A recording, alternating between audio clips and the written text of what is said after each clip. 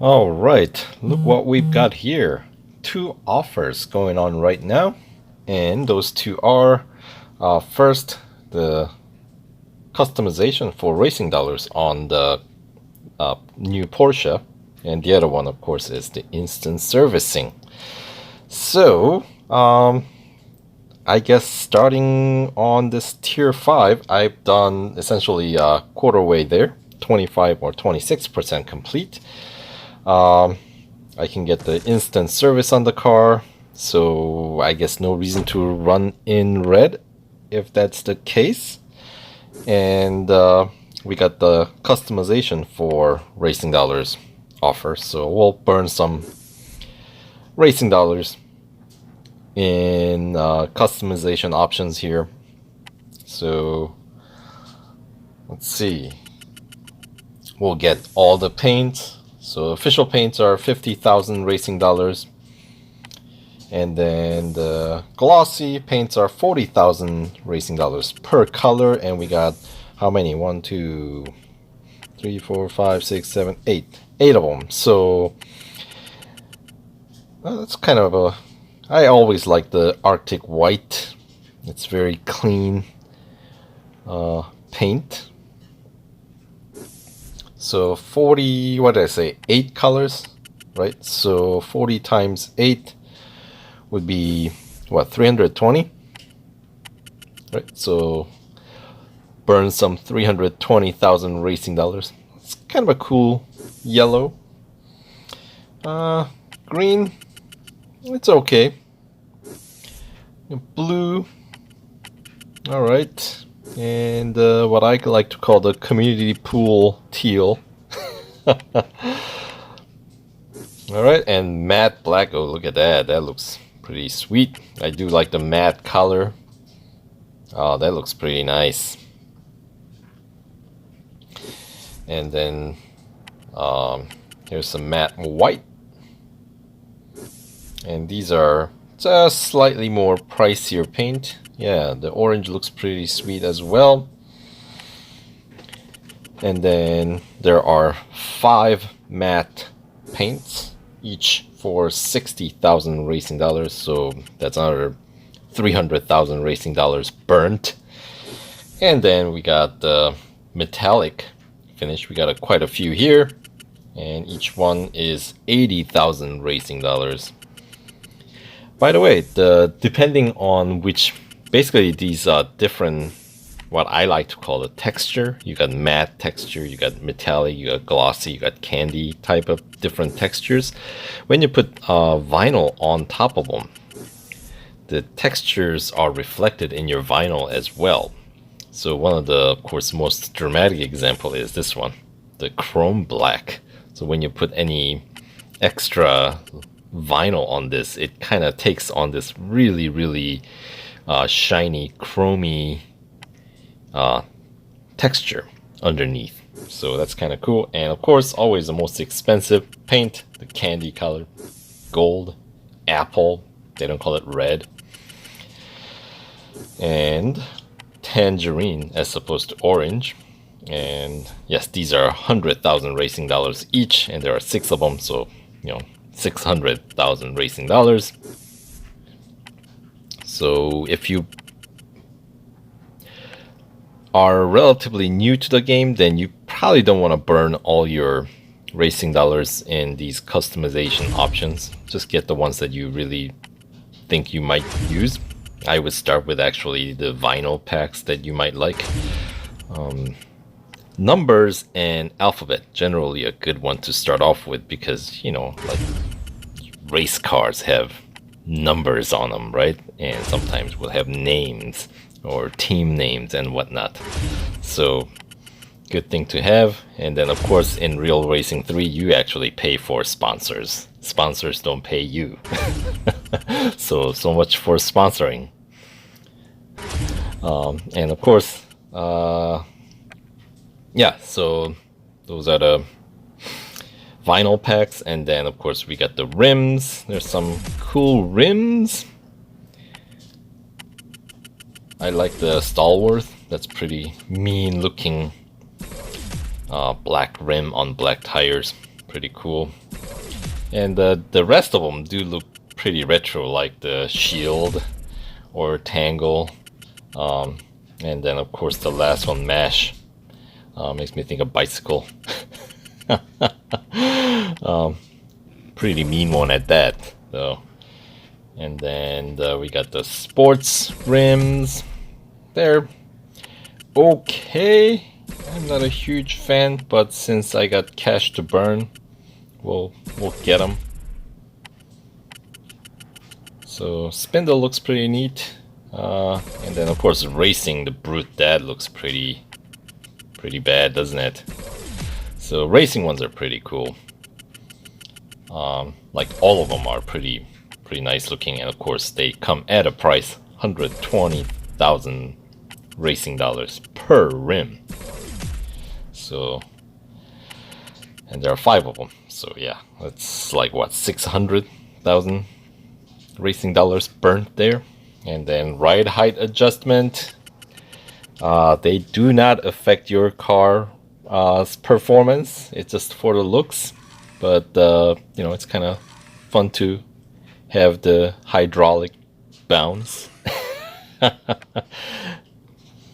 Anyway, so there are all the options, but we'll go back to the official livery, at least for the time being, until I find some time to come up with an idea for some customization here. In the meantime, we're continuing on with this head-to-head at Mazda Raceway, Laguna Seca. The track that is yet to be updated with a new sponsor. Speaking of sponsors, the new sponsor of the track, since Mazda pulled out earlier this year. So no more naming rights for Mazda here. Anywho, running in green. This should be pretty easy from here on out, especially running in green. There should really be no roadblock at all, even speed snap or speed record, as long as you maintain the bot management, right? Making sure you don't overkill any bots, because if you do, then you may find yourself having to do some of the goals, either having to put more upgrades on your car than necessary, or having to repeat the same goal multiple times to bring the speed target down, right? Neither of which I really care to do right now. I want to just run through this series as quickly as I can, since I want to win this car. That's number one objective. But I've got some series I need to complete. The supercar series that I have taken a slight break from due to some special events and things like this limited time series. So I gotta get back on that one as well. So we'll wrap up this single lap head-to-head against Pungent Sauce. Nice and easy across the finish line.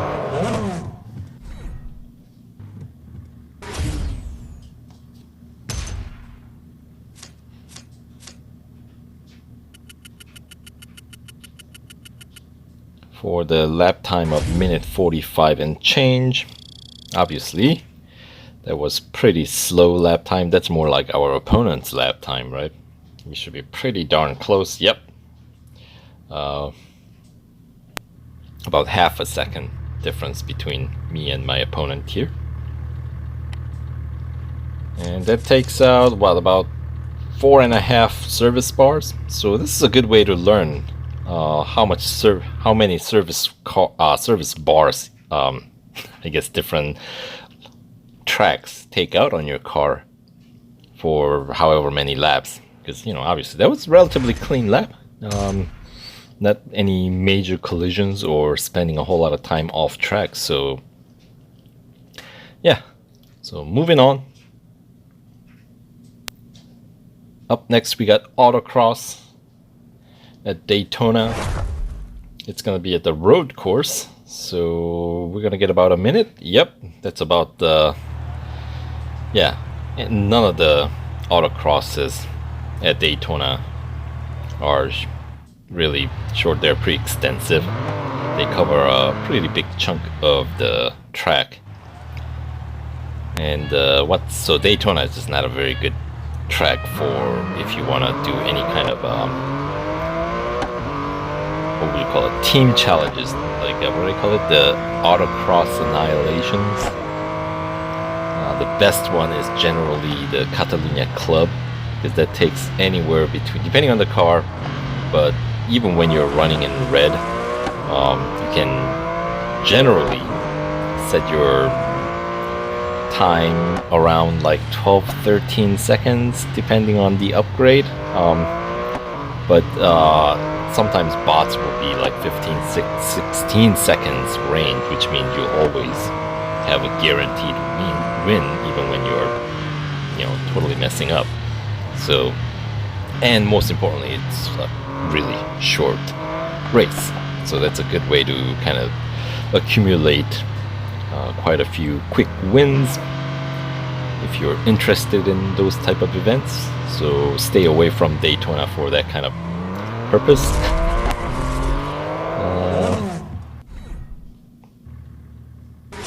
But for now, yeah, Nürburgring is not a terrible circuit for doing anything like that, because all the autocrosses there are fairly extensive as well.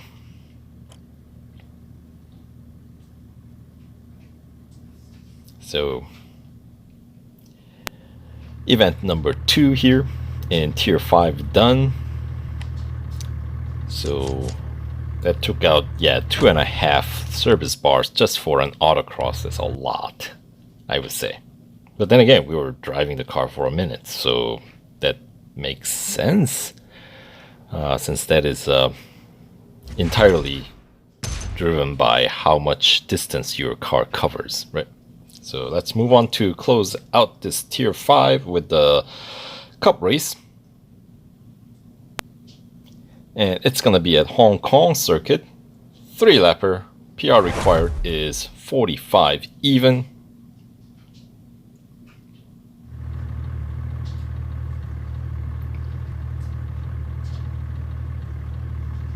So Hong Kong circuit, very narrow, lots of sharp turns, and many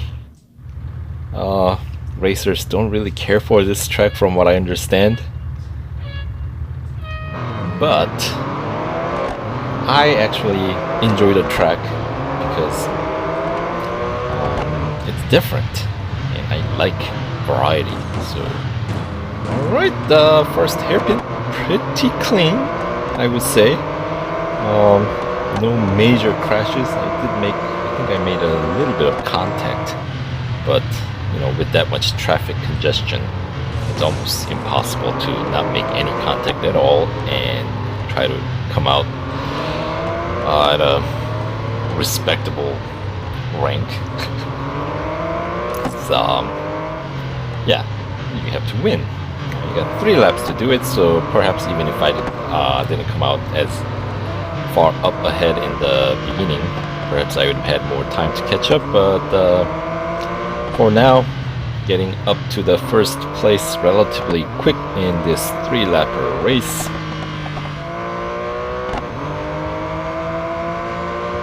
And going to lap 2 here. Yes, that braking point for the first hairpin is earlier than I think where it should be. But then again, for like especially like not the first lap but second lap on, obviously we're carrying a lot more speed, so I should anticipate that, but you know, I didn't, so had to make a rather large arc out of the way. But that corner was handled much better. I don't know which corner is that. These all go by number, I think. So let's see, how many corners does this track have? I don't remember off the top of my head, so let's count. So number 1, we got the hairpin. Alright. And since we're so far up ahead, let's wait up on our opponents a little bit. We got some time to kill. Alright, so first one, of course, here is the hairpin. So that's turn number 1, or corner number 1. And then we got a hard 90-degree right-hander. That'll be the turn number 2. Coming up ahead right after the bridge. Alright, so that's number 2. And this little chicane, I think they call it 3 and 4. So it's like left-hander and right-hander. So, and then here's a turn 5, another hard 90-degree angle. And then turn 6 is the second hairpin, I suppose. And then turn 7 under the bridge, left-hander. Another turn 8 was coming from the bridge, right, under the bridge. So up to 7, and then this will be the 8, and the kind of a parabolica at the end. So turn 9. So 9 corners in total, with the 2 hairpins. Number 1 and 6, I believe, was the second hairpin, right?